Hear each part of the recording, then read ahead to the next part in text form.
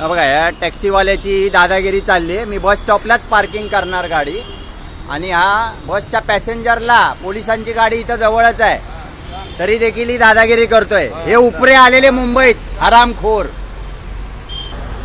नमस्कार मंडळी, जय शिवराय। आपण बृहन्मुंबई महानगरपालिकेच्या मुख्यालयाच्या बाहेर आहोत। समोरच CSMT स्थानक दिसतंय आणि हा बस स्टॉप आहे। मेट्रो काळबादेवी गिरगावच्या दिशेला जाणारे बसेस इथे थांबतात। या बस स्टॉपला प्रतीक्षा करणाऱ्या पॅसेंजरला सरळ एक टॅक्सीवाला तिकडून स्पीडने येतो, डावीकडे अगदी स्पीडने गाडी पार्किंग करायला लागतो आणि हाताने खुणवतो इथून बाजूला व्हा आणि दमदाटीच्या भाषेत मोठ्या स्वरात मोठ्या आवाजात दादागिरीच्या भाषेमध्ये हे टॅक्सीवाले बिंदासपणे बसला प्रतीक्षा करणाऱ्या पॅसेंजरला सांगतात की तुम्ही बाजूला व्हा। मुळात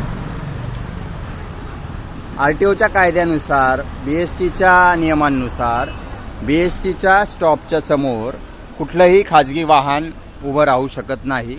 त्यात ह्या टॅक्सीवाल्यांची दादागिरी प्रचंड वाढलेली आहे। चर्चगेट स्थानकाच्या बाहेर तर गुंड आहेत टॅक्सीवाले। आता बघा ही फॉर्च्युनर इथे लागली 2 बस स्टॉपच्या मध्ये।